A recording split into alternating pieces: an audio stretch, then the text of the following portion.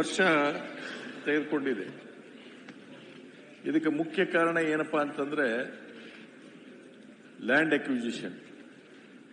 ಆಮೇಲೆ ಕೆಲವು ರೈತರು ಉದ್ದೇಶಪೂರ್ವಕವಾಗಿ ಯೋಜನೆಗಳಿಗೆ ತೊಂದರೆ ಮಾಡ್ತಕ್ಕಂಥದ್ದು. ಇದನ್ನ ಯಾವ ರೀತಿಯಾಗಿ ಕೂಡಲೇ ಬಗೆಹರಿಸಿ ಇದನ್ನ ಏತ ನೀರಾವರಿ ನಾಗರಬೆಟ್ಟ ಏತ ನೀರಾವರಿನ ನಾವು ಅರ್ಪಣೆ ಮಾಡಬೇಕಾಗಿದೆ. ದಯವಿಟ್ಟು ಶೀಘ್ರದಲ್ಲೇ ಮಾಡಲಿಕ್ಕೆ ಈ ಕ್ರಮಗಳನ್ನು ಕೈಗೊಳ್ತೀರಾ ಹೇಗೆ ಅಂತ ಅವರಿಗೆ ನಾನು ಉಪಮುಖ್ಯಮಂತ್ರಿ ಕಡೆಯಿಂದ ಒಂದು ಹೇಳಿಕೆಯನ್ನು ಕೇಳ್ತೀನಿ. ಅಧ್ಯಕ್ಷೆ, ನಮ್ಮ ನಾಡಗೌಡರು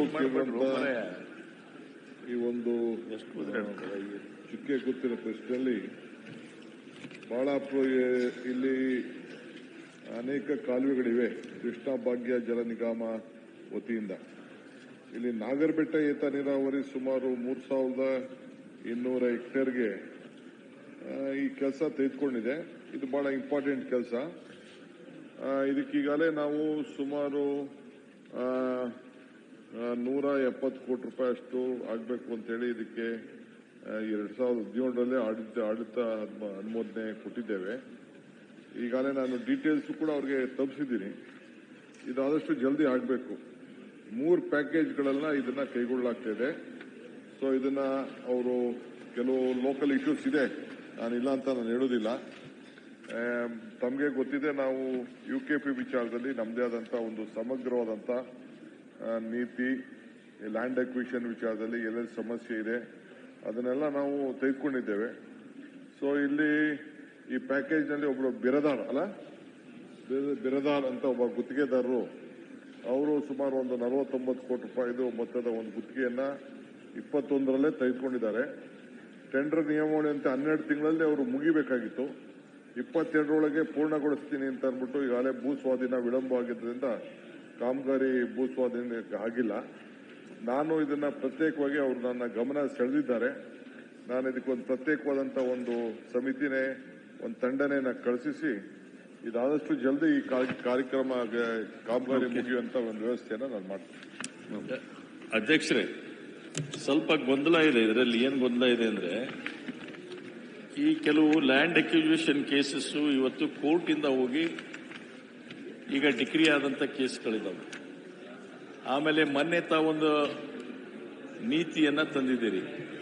25 ಲಕ್ಷ ರೂಪಾಯಿ ಕೆನಾಲ್ ಅಂದ್ರೆ ಒಣ ಬೇಸಾಯಿ ಮತ್ತು ಇದನ್ನ ಮಾಡಲಿಕ್ಕೆ ಕೆನಾಲ್ ಅಕ್ವಿಸಿಷನ್ಗೆ 25 ಲಕ್ಷ ರೂಪಾಯಿವರೆಗೂ ಅಂತ, ನೀರಾವರಿ ಇದ್ರೆ ಅದಕ್ಕೆ 30ರಿಂದ 40 ಲಕ್ಷ ಅಂತ ಮಾಡಿದ್ದಾರೆ.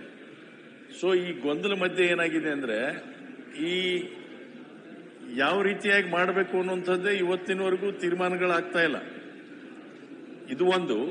ಆಮೇಲೆ ಈ ಗುತ್ತಿಗೆದಾರಗಳ ಕೆಲವು ಗುತ್ತಿಗೆದಾರ ಏನ್ ಮಾಡ್ತಾರೆ ಅಂದ್ರೆ, ಇಂಟೆನ್ಷನಲಿ ಯಾರನ್ನಾದ್ರೂ ಒಬ್ಬನ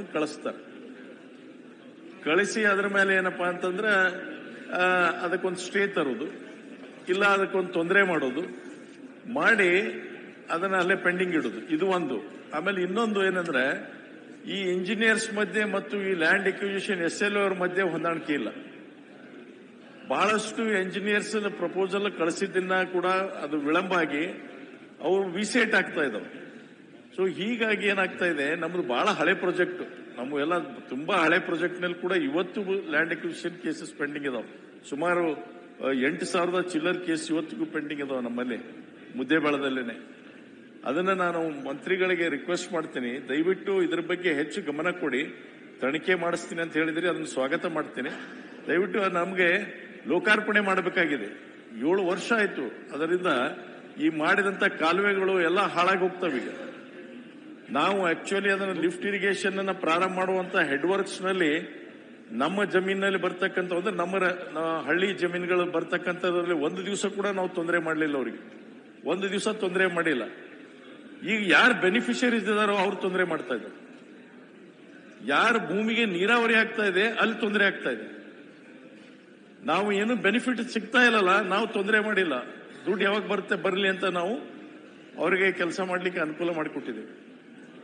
ಸೊ ಇಂಥವೆಲ್ಲ ಆಗ್ತಾ ಇದಾವೆ. ದಯವಿಟ್ಟು ಇದರ ಬಗ್ಗೆ ಹೆಚ್ಚು ಗಮನ ತೆಗೆದುಕೊಳ್ಬೇಕು ಅನ್ನುವಂಥದ್ದನ್ನು ಮತ್ತೊಮ್ಮೆ ಒತ್ತಾಯ ಮಾಡ್ತೇನೆ. ಓಕೆ.